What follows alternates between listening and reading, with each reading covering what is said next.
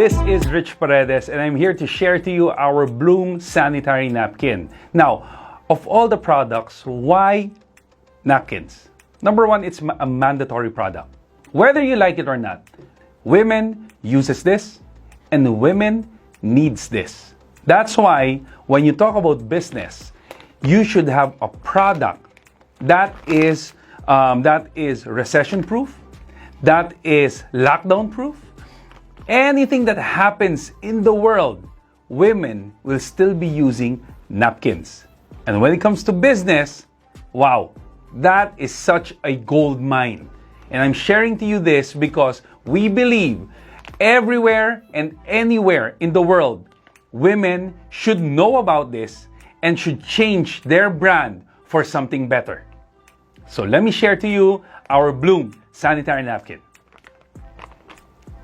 So now I'm going to be starting it off with the packaging itself. Okay, so the packaging, if you notice, it's made out of food grade aluminum foil. Now when you open it, you take out the napkins, and the good thing is it's resealable. It means no bacteria, no virus, no dust will actually come into your napkins. It's literally safe. And unlike with the napkins that you buy outside, most of them is just plastic.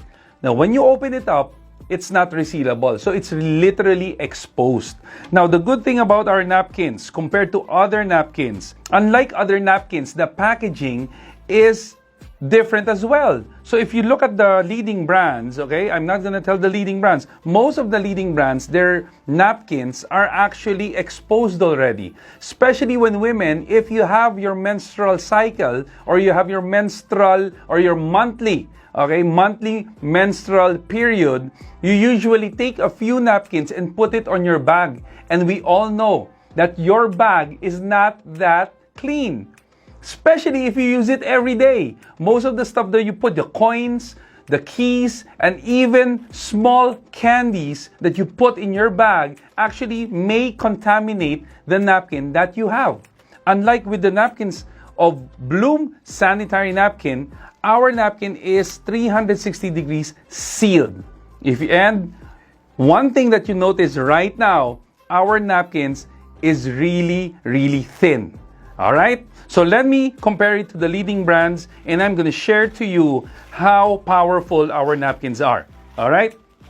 Now, the thing is, ladies and gentlemen, there are only two things that women look for in a sanitary napkin. If it's comfortable and if it's absorbent. Right?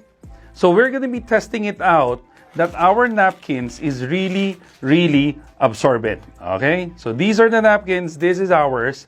If you notice the packaging, it's sealed tight, 360 degrees. And now, this is the first time it's going to be exposed. There you go. Now,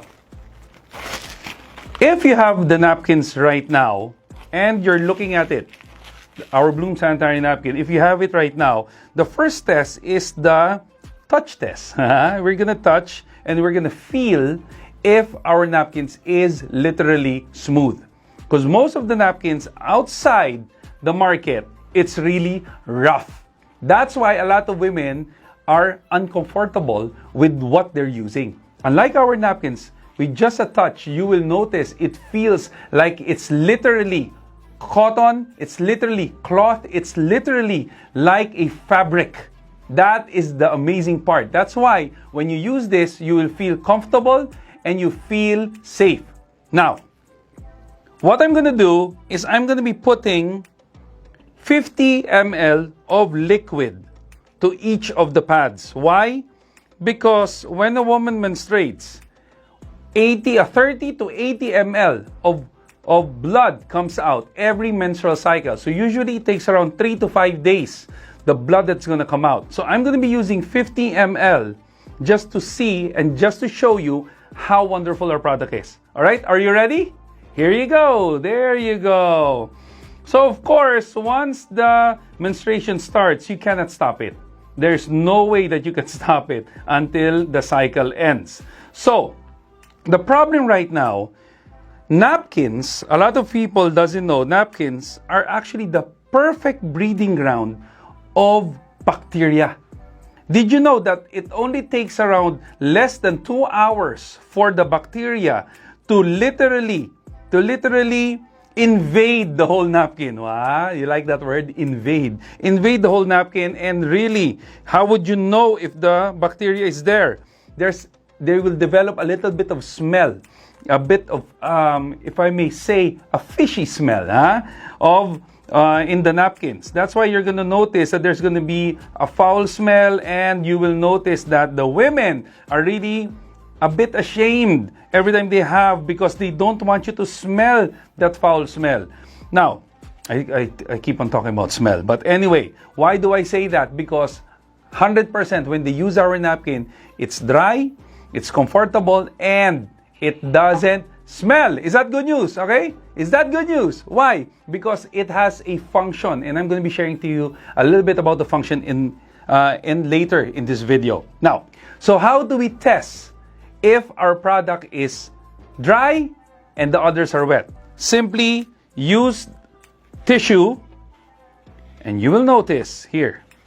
So now we're going to be testing our napkins if it's wet or dry. So we start with the leading brands. Okay, here you go. Oh my God! Now look at this. Look at this. Can you imagine if this is blood, right? Imagine if this is blood, it actually touches the women's private part. Now, if it has blood, it has bacteria, do you think the woman can get infected? Yes, 100%. Whether you like it or not, women are so exposed to all of this bacteria, all of these infections. It's because the woman's private part is open. It can literally go inside. That's why don't be surprised they have dysmenorrhea, they have UTI, they have certain infections, even to the point it becomes cervical cancer. If you think about it, our grandmothers, they don't have any problems like that. Why? Because they use cloth. Before, in the olden times, they used cloth. Now, when all of these napkins came out, most of the women right now are getting sick. And right now, the second killer of women is actually cervical cancer. Is this making sense? Yes? Thank you so much. Now, with our napkins, okay, I'm gonna dry it off, okay? I'm gonna dry it off. With our napkin, the good news is, even if I press it, see? It's still dry. Ah, isn't it wonderful? How many of you, especially the ladies, how many of you ladies would rather have a dry napkin rather than a wet napkin? Yes, okay? So this is one of the best selling points of our product. It keeps you dry. Is that good? Yes. Now, let me share to you what's inside of the sanitary napkins. I'll just really make this quick. Number one is napkins right now are made out of plastic. That's why the irritations, okay? It's very irritating when you use it. It causes rashes, it causes darkening, it causes a little bit of blemishes, and that's why women are really uncomfortable. Now, a lot of women, they don't know what's inside of a napkin, and to my surprise, the first time I saw this, they're not actually using any cotton right now. They're actually using paper. Can you imagine? Paper! And right now, napkins, of course, where do you get paper? They don't get it from trees anymore. They actually get it from recycled material. So most of the napkins that you're using right now is recycled. Wow! And the last part of the napkin, here, the last part is also plastic. That's why you feel the heat, you feel that all of the pungent smell actually is all kept here. And where does it go? It goes back to you. The problem is all the chemicals that's inside the napkin, it goes back to you. And imagine the napkins with paper. Of course, when you recycle paper, what usually comes out? It's actually brown. Why is this white? Because they bleach it. That is another problem. Another chemical that is inside the napkins. That's why a lot of people get infected. Are you learning? Thank you so much. Now, the napkin in this brand, it has paper, it has plastic, and you'll notice there's a little bit of crystals. Okay, can you see it? There's a little bit of crystals. This one is what we call, we call it silica gel. All right, you find it in your bags, in your shoes, and most of the time, it is used to absorb moisture, and it takes out odor. The problem is you can see it in the pouch that it says do not eat, throw away, because the material itself is not good for your body. Can you imagine every month you've been using this, and month by month it's trying to poison you? This is how scary it is. And the good news is, if there is a problem, we have the solution. So guys, we're going to be talking about the Bloom Sanitary Napkin, and I'm going to be sharing to you this powerful napkin. Is actually 8 layers. Now, the first layer, you're going to notice, it's actually like cloth. Literally, it's like cloth. It's like underwear. It's like an extension of your underwear. This part. Okay? Look at it. It's literally cloth. That's why when you use it, it's very, very comfortable. Now, the next layer is this one. This powerful, cute pink strip is actually our negative ion strip. The beauty with this, it has a powerful content of negative ions. Now, what does negative ion do? It suppresses the bacteria. That's why you will notice that there is no smell. Why? Because the bacteria didn't grow. It didn't multiply because of this powerful strip. Another thing that it gives energy. It also promotes really good blood circulation. And one of the things that we have with our sanitary napkin is this has antioxidant. And I'm going to share to you how to do the demonstration of the antioxidant. Good? Next is this one. Our napkin has a generous layer of cotton. Unlike with the napkins that you've seen a while ago, it only has paper. Ours has cotton. Here you go. See? Imagine our product has 100% cotton. Good? And another powerful layer is this one. This one is what we call the one-way strip. What it does, it lets the liquid penetrate, all right, and it has a locking system. That is why when you pressed a while ago, the liquid doesn't go up. Is that good news? So you are literally protected. And we have another layer, and this is the absorbent material. We are using food-grade gelatin. This is the gelatin that is made out of corn extract. It is literally edible. You can eat it. But please, after using it, please don't eat it, okay? So now, that's why you're gonna notice our napkin has an expiration date, okay? The expiration date because we are using food-grade material. And also, we have an international halal seal, okay? Because we don't use any chemicals on our sanitary napkins. Is that good news? Now, if you remember, ladies and gentlemen, we actually used 50 ml on the pad. Now, this is a little bit of the water that was left. I'm going to be putting the gel inside. Now, the good news is, this is not your ordinary napkin that you use after 1 hour, 2 hours, you throw it away. You can literally use it more than that.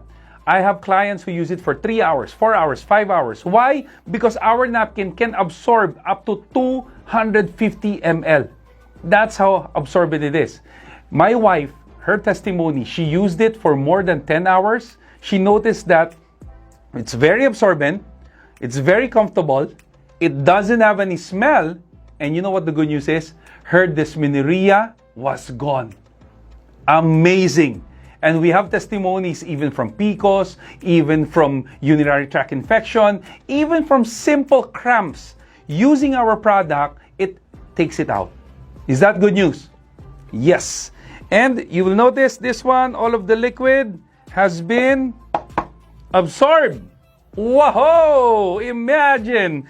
That is how powerful our napkins is. All right? And the last thing, the last layer. This is what we call This is actually, it feels like it's plastic, but it's actually paper plastic from Japan. When you notice, it has a little bit of pores for this layer to let your napkin breathe.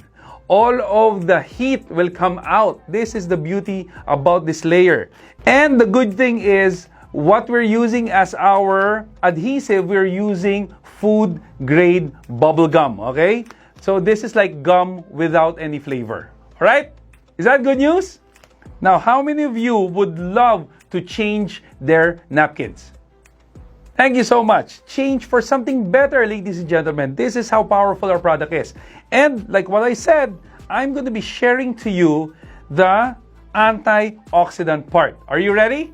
So this is the exciting part. And like what I said, I'm going to be sharing to you how the antioxidant demo works. Okay, so the water represents your body, and obviously the iodine represents the toxins that you face every day, from mental to physical toxins, okay? So imagine there's a research that most of the toxins are based on because financially you don't have money. Yeah, that's another toxin. And of course, there's toxins on the food that we eat, on the air that you breathe, and the soft drinks or the water that you drink. So imagine that's all the toxin in your body, okay? That's all the toxin. Wow, a lot of toxins. So let me just wipe this off. Now, this is I'm going to be getting a freshly opened napkin.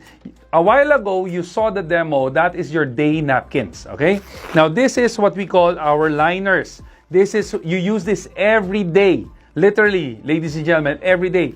And men can actually use this product as well. Why? Because our napkin prevents prostate problem for men. Okay? So my suggestion, if you're a man, you try it out, because the person who's doing the demo right now is literally a user. I'm using the product. Okay? If you want to see it, you have to come here. Okay? So now, this is the strip, the same strip that you saw. Now, the beauty with this, once it hits your system or it hits your skin, it starts its magic. What it's going to do, it's going to start to work on your system. And the beauty with this, it will take out all of the toxin in your body. Wow! Is that good news? Wow, amazing, right? So can you imagine, no sign of the toxin anymore? Because literally, every time you use this, it will start to protect you. So that's why once there's more toxin that comes into your system, same thing with this, because you're protected now, it will start to take it out. Good or good? Wow, this is such an amazing product. That's why I'm so excited to share it to you. And I believe that where you are right now, this product will definitely help a lot of your friends and definitely will help you make more money. Let me ask you, how many of you would love to share this to your friends and help them out? And how many of you would love to help people and make money at the same time? That's why, ladies and gentlemen, I hope you enjoyed our presentation right now. I hope you enjoyed the demonstration of the Bloom Sanitary Napkin. Thank you so much.